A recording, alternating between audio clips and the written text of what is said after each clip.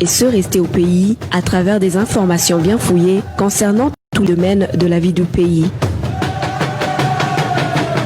Le magazine Humura Burundi est diffusé sur le web via le site de la RPA www.rpa.bi. Humura Burundi.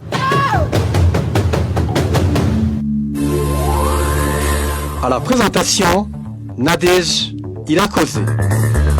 Bonsoir, bienvenue dans le journal de ce dimanche 3 décembre 2021 plutôt, dont voici les titres. Deux entreprises, à savoir la Régie des eaux et l'Onatel, seront privatisées. Ceci a été annoncé par le président Évariste Ndayishimiye lors d'une conférence publique du 30 décembre 2020. Recrudescence des découvertes macabres dans différentes localités du pays. Deux corps sans vie ont été retrouvés ce samedi au bord de la rivière Rusizi dans la commune Uganda. Et pour clôturer le feuilleton des rétrospectives, aujourd'hui nous allons revenir sur les principaux événements qui ont marqué le domaine sécuritaire durant l'année 2020. Voilà pour le sommaire. Lucie Kabera est à la cabine de son. Ingénieur Égide Melo assure la prise d'image. Encore une fois, bienvenue. Ouvrons ce journal par la page sécurité. Deux corps sans vie ont été découverts ce samedi au bord de la rivière Rusizi sur la colline Nyamitanga en province Cibitoke. Ces personnes auraient été tuées, poignardées. La recrudescence de ces découvertes macabres inquiète la population de cette localité, surtout que ces victimes sont tuées puis jetées dans cette rivière. Les détails avec Marie-Ange Irakoze. Ce samedi 2 janvier 2021, deux corps sans vie ont été découverts à la 4e transversale de la sous-colline Nyamitanga, zone Ndava de la commune Buganda en province Cibitoke. Ces cadavres d'un homme et d'une femme gisaient au bord de la rivière Rusizi.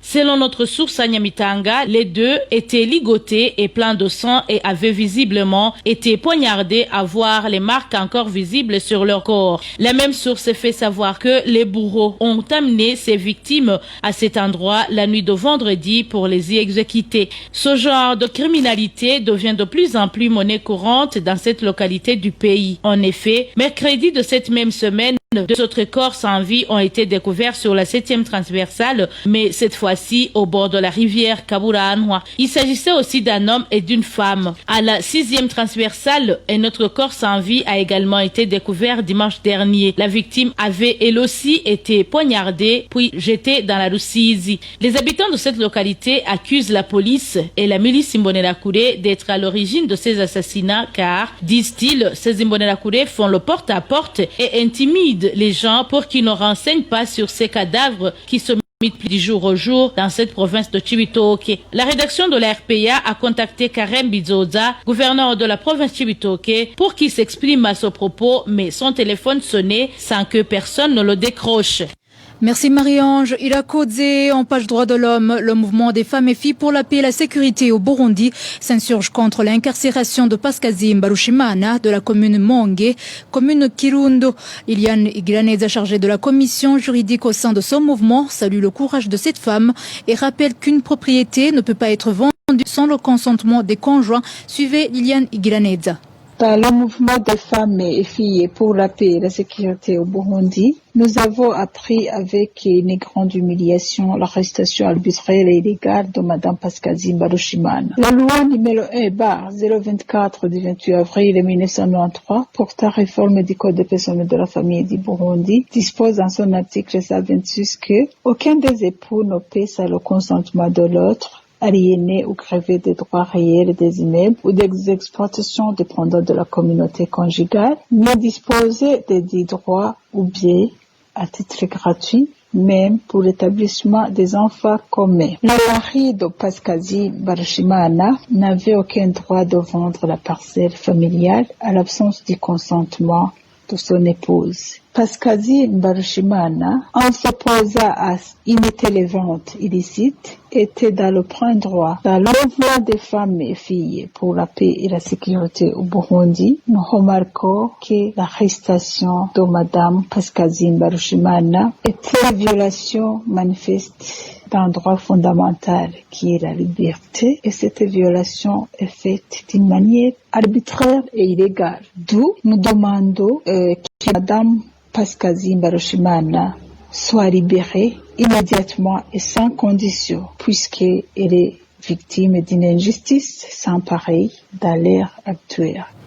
Pascazi Mbarushimana est incarcéré à la brigade d'Onega depuis le jeudi 31 décembre 2020 pour s'être opposé à la vente d'une de leurs propriétés. Dans un instant, la page gouvernance. Retrouvez les différentes productions de la RPA sur Facebook, YouTube, Twitter et sur www.rpa.bi. À présent, page gouvernance. Après le Premier ministre de la République, c'est au tour du président Évariste Ndayishimiye d'accuser les personnels de la Régie des eaux et de l'ONATEL d'être à l'origine de la mauvaise santé financière de ces entreprises publiques. Dans sa dernière conférence publique, le président Ndayishimiye a annoncé que ces entreprises seront privatisées et que tous les travailleurs seront renvoyés. Il a aussi menacé les syndicalistes qui tenteront de revendiquer quoi que ce soit. Suivez le président Évariste Ndayishimiye, c'était au cours de la conférence publique du 30 décembre dernier.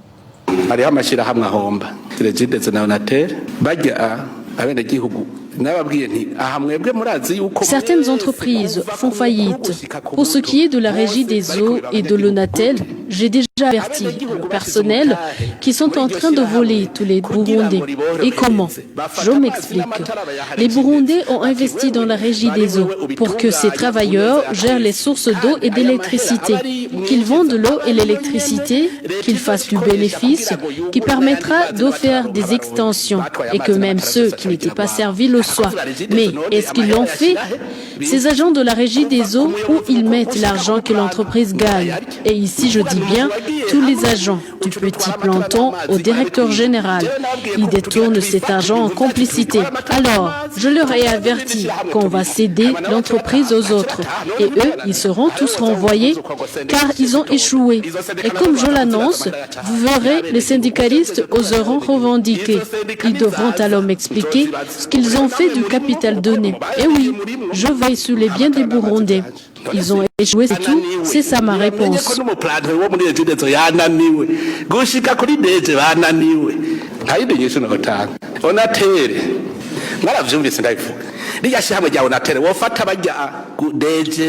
ONATEL, vous m'avez entendu le dire. Si on donnait cette entreprise au directeur général, au DAF, au directeur commercial, pensez-vous qu'elle ferait faillite? Nous leur avons confié la gestion de l'ONATEL.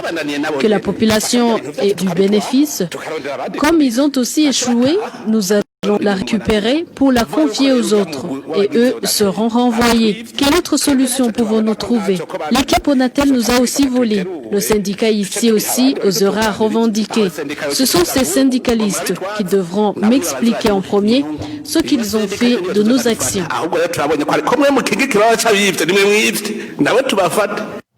Le président Évariste Ndayishimiye a été repris en langue française par Inès Gakidza.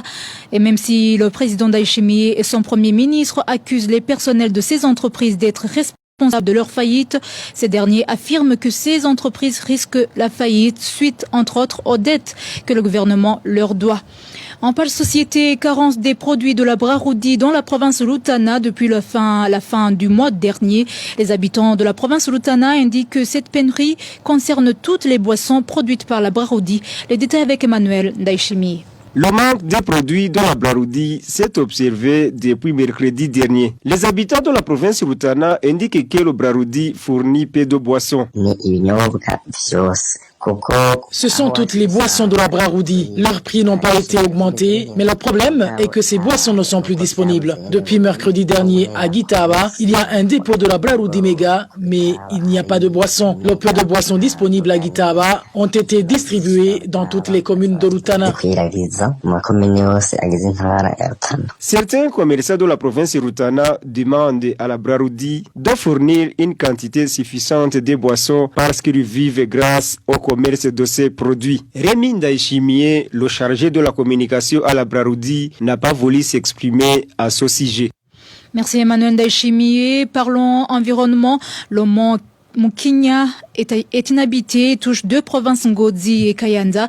Dans le passé, ce mont était couvert d'eucalyptus a connu de fortes dégradations suite à l'action de l'homme. Cependant, aujourd'hui, la population affirme que des efforts sont fournis pour préserver ce boisement. Éloge Divin Remécha pour plus de détails.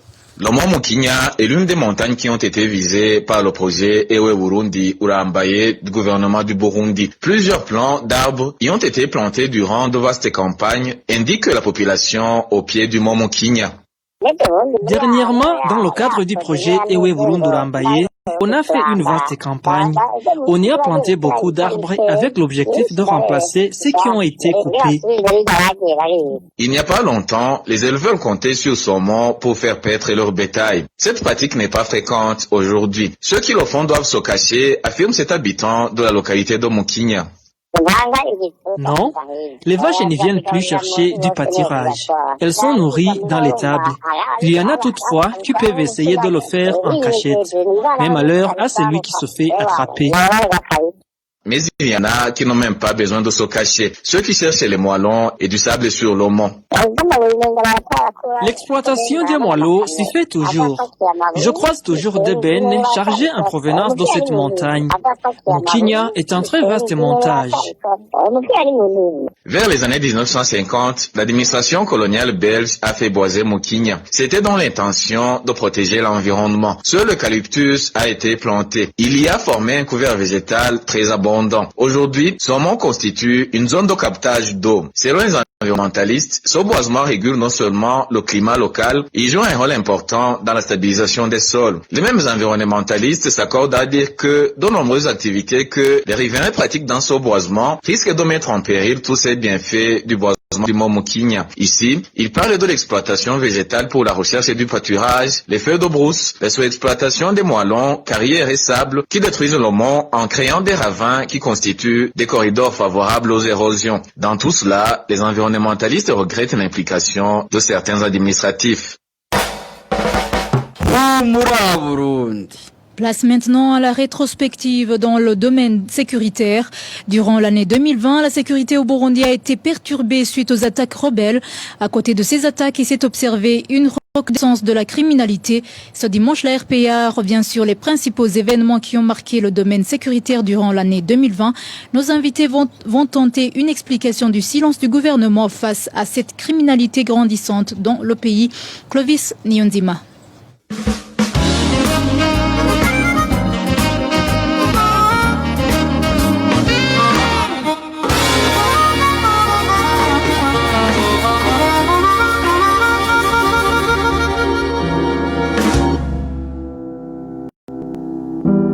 La sécurité est un facteur clé pour le fonctionnement de la vie du pays dans tous ses secteurs. La rétrospective sur la sécurité de l'année 2020 montre que le Burundi reste en instabilité sécuritaire. Avec nos invités, nous allons voir ensemble pourquoi il y a eu la recrudescence de la criminalité et tenter une explication du silence du gouvernement face à cette criminalité.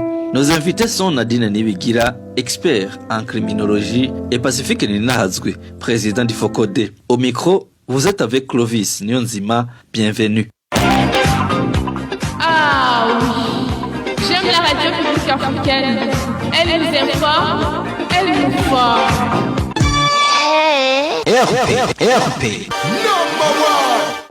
Bienvenue encore une fois dans ce mini-magazine de la rétrospective sur la situation sécuritaire de 2020. Avant de donner la parole à nos invités, mon confrère Éloge Divin-Remécha revient sur les principaux événements qui ont marqué le domaine sécuritaire durant l'année 2020. L'année 2020 a été caractérisée par une perturbation de la sécurité et des assassinats dans différents coins du pays. Toutes les 18 provinces du pays ont enregistré des cas d'assassinats. La rédaction de la RPA a pu répertorier plus de 320 cas d'assassinats durant les 12 mois de l'année. La province du Bitoke vient en tête avec à elle seule au moins 42 cas d'assassinats. Ces personnes tuées sont en 3 catégories. La première, celle des gens retrouvés morts dans des circonstances non élucidées, jetés dans des rivières ou dans la nature. La deuxième catégorie catégorie regroupe les personnes brûlées dans leur maison. À titre illustratif, on citera les cas des communes Kiremba de la province Ngodi, commune Isare de la province Bujumbura, ainsi qu'en commune Muyinga de la province Muyinga. Ce crime a été commis dans toutes ces localités au mois d'août. La dernière catégorie est celle des personnes tuées dans des attaques perpétrées par des groupes armés et des personnes exécutées par des agents de l'ordre des Imbonerakure, les accusant d'être des rebelles. Les attaques des rebelles ont commencé vers la fin du mois d'août, 2 mois après l'accession au pouvoir d'Evariste Ndayishimiye. Elles ont été perpétrées dans ces différentes provinces qui sont Rumonge, Kayanza, Bururi, Bujumbura, Bubanza, Muramvya et Mwaro. La première province qui a été attaquée est la province de Rumonge. Toutes les 7 ont été attaquées en l'espace d'au moins d'un mois. Le gouvernement n'a cessé de dire que ces attaques étaient faites par des bandits qui n'avaient d'autres objectifs que de voler la population. Des attaques qui ont été toutes revendiquées par le mouvement armé Red Tabara. Selon les enquêtes de la RPA, ces attaques ont fait au moins 50 morts, des militaires, des policiers Imbonerakure qui les aidaient à combattre ces rebelles. De cette criminalité qui n'a cessé d'augmenter dans différentes localités du pays, Nadine Nibigira, expert en criminologie, indique que la familiarité au crime et l'impunité sont à l'origine de ces tueries.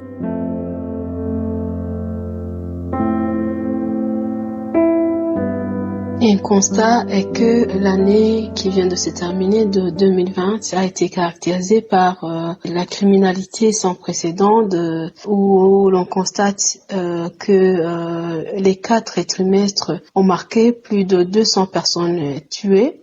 Si on essaie de répartir les crimes ou les assassinats en 4 trimestres, on essaie de voir les statistiques données par les médias et les associations de la société civile. Le premier trimestre de janvier, février, mars, l'on compte 78 personnes tuées.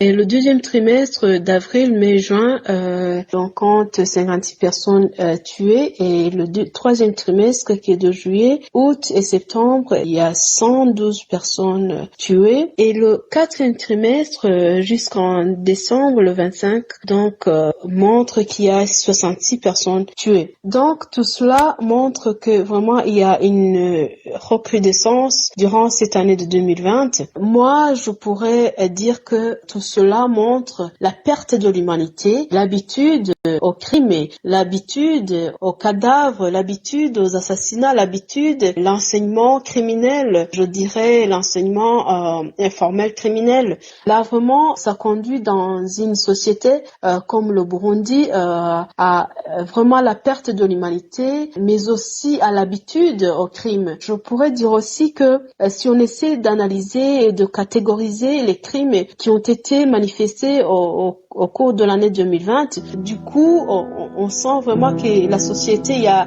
vraiment la déchirure du tissu social burundais. Dans tous les cas, on pourrait aussi donner sens à ce genre de perte de l'humanité, mais aussi à ce genre d'impunité qui conduit à cela.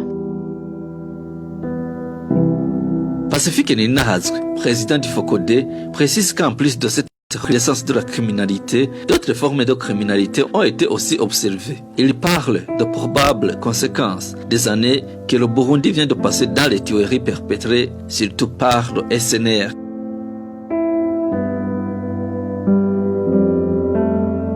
À part que les crimes extrêmement graves, généralement occasionnés par les corps de l'État, n'ont pas cessé en 2020, nous avons également observé d'autres formes de criminalité qui n'étaient pas courantes au Burundi. On a vu par exemple un phénomène d'assassinat, d'exécution des femmes et des jeunes filles. Beaucoup de cadavres ont été découverts à partir de la fin de 2019. Cela a continué tout au long de l'année 2020 où beaucoup de jeunes filles et de jeunes femmes ont été égorgées, ont été tuées de manière horrible et leurs corps jetés dans de petites forêts, dans des buisons, un peu partout dans le pays. On se demande mais qu'est-ce qui se passe dans ce pays qui, dans notre culture, respectait la femme. Mais aujourd'hui, la femme est devenue comme un objet qu'on peut tuer comme on veut, qu'on viole et qu'on tue après. C'est incroyable et c'est difficilement compréhensible ce qui se passe. On a également vu ce phénomène de criminalité dans des familles où beaucoup d'hommes ont tué leurs propres femmes et beaucoup de femmes ont tué leur propre mari. Et toujours de manière horrible, dans la majorité des cas, les époux ont été égorgés. Dans certaines provinces, on a aussi appris que des femmes avaient brûlé leur propre mari. On a également observé un autre phénomène, des enfants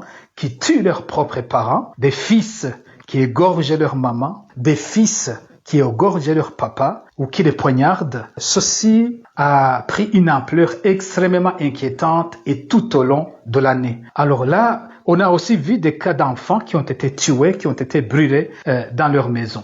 Alors là, la question qui se pose aujourd'hui pour nous tous, mais qu'est-ce qui se passe? Mais comment justifier ce phénomène? Comment expliquer ce phénomène incompréhensible? Moi, de ma part, je pense que ceci est la conséquence des 5 années que nous venons de passer, de 2015 à 2020. Beaucoup de citoyens ont été tués et la mort est devenue comme une chose banale au Burundi. Vous vous souvenez, on a vu des cadavres jetés un peu partout dans les rues sur des collines au Burundi. Et on en est arrivé aujourd'hui à un moment où lorsque des gens apprennent qu'il y a un cadavre et qu'on découvre quelque part, les gens n'ont même plus le temps de s'émouvoir. Ils y passent comme si de rien n'était et ça passe inaperçu. Imaginez, nous avons des miliciens Imbonerakure qui ont été utilisés pendant 5 ans à tuer leurs voisins qui sont juste des militants des partis de l'opposition. Ils ont passé 5 ans à tuer de manière horrible leurs semblables, parfois leurs propres amis. Et ça sous la couverture de l'administration, des services nationaux de renseignement et de la police. Donc à un certain moment, ils arrivent à intérioriser que chaque conflit se résout aujourd'hui par le meurtre. Qu'est-ce qui expliquerait le silence du gouvernement face à ces crimes dont sont victimes les Burundais? Pour Nadine Nibigira, le silence de l'État est lié au fait que le système judiciaire aurait peur des agents impliqués dans ce genre d'assassinat ou encore des grandes magnitudes de l'État en sol et commanditaire. Si on essaie d'analyser ce silence, on pourrait classifier en 3 catégories. La première catégorie, je pourrais dire que le système judiciaire pourrait avoir peur des gens impliqués dans ce genre d'assassinat, soit parce que ces gens pourraient, des personnes qui jouent des rôles importants dans la gestion de la chose publique, soit que ces gens ont des relations avec les hautes personnalités de l'État qui sont protégées à cause de ces postes de responsabilité occupés par leurs relations. Le deuxième sens que je pourrais donner, c'est le dysfonctionnement de l'appareil judiciaire. Dans l'ensemble, si je dis le dysfonctionnement de l'appareil judiciaire, je parle du parquet, de la police judiciaire, des cours et tribunaux, suite à la corruption et à l'incompétence. Et si je dis suite à la corruption, le troisième sens qui est le plus probant est ce que je pourrais appeler la criminalité organisationnelle et la criminalité en col blanc. Si j'essaie de m'expliquer, en criminalité organisationnelle, c'est quand certains acteurs politiques, certains membres des corps de défense de sécurité, certains membres de renseignement sont impliqués dans ce genre de criminalité. Et là, il serait difficile de pouvoir éradiquer ce genre de crime, de pouvoir, je dirais, réprimander ou juger ce genre de crime, parce que les mêmes personnes qui devraient être à l'origine de la justice ou de la dénonciation sont les mêmes personnes qui sont impliquées, et on ne pourrait pas vraiment s'attendre à ce que ces personnes peuvent se juger eux-mêmes, comme on aime dire en Kirundi, ou l'on pourrait pas se soigner l'abcès. Là alors, la criminalité en col blanc, c'est vraiment une criminalité où il est très difficile de trouver la solution dans une société, spécialement dans le contexte burundais où souvent ce genre de personnes sont protégées, ce genre de personnes intimident les autres personnes qui sont de bonne foi, qui pourraient trouver solution dans la société face à cette criminalité. Pacifique Ninahazwe, quant à lui, se demande quelle importance les autorités du pays accordent-ils à la vie des Burundais pour rester dans le silence radio alors que la population se fait tuer chaque jour. Il demande ainsi à toute personne de continuer à dénoncer et de se mobiliser contre ces crimes. L'autre question extrêmement importante à se poser, c'est le silence des autorités burundaises. Le chef de l'État a visité toutes les provinces du pays, il a fait des discours. Je me souviens que lorsqu'il est passé à Muyinga, c'était juste au lendemain des enfants qui avaient été brûlés dans leur maison. Il n'a rien dit. Il fait des discours, il fait des messages à la nation, il n'évoque jamais ces situations de citoyens qui sont horriblement tués un peu partout dans le pays. C'est toute la question de l'importance ou de la valeur qu'il accorde à la vie humaine. On se pose la même question sur le reste des membres du gouvernement.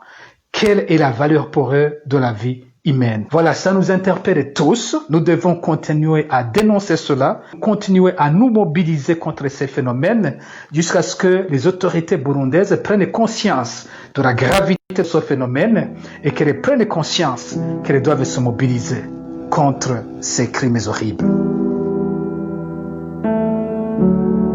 Eh bien, chers auditeurs, c'est sur ces recommandations de Pacifique Ninina Hazwe que s'achève la rétrospective sécuritaire de l'année 2020, qui était centrée sur la sécurité en général et la recrudescence des crimes en particulier, observés dans l'année qui vient de s'écouler. Merci à nos invités. Merci à Eloge Diver et Mecha pour son aide dans la collecte de l'émission et à vous tous qui nous suivez. Au micro, vous étiez avec Clovis Nonzima. À la prochaine.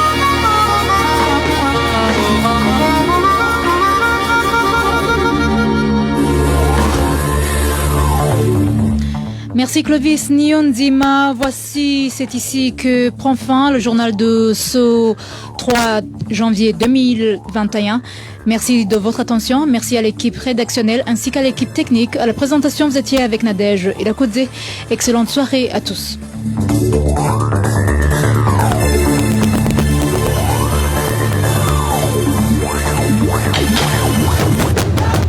C'était le magazine Humura Burundi.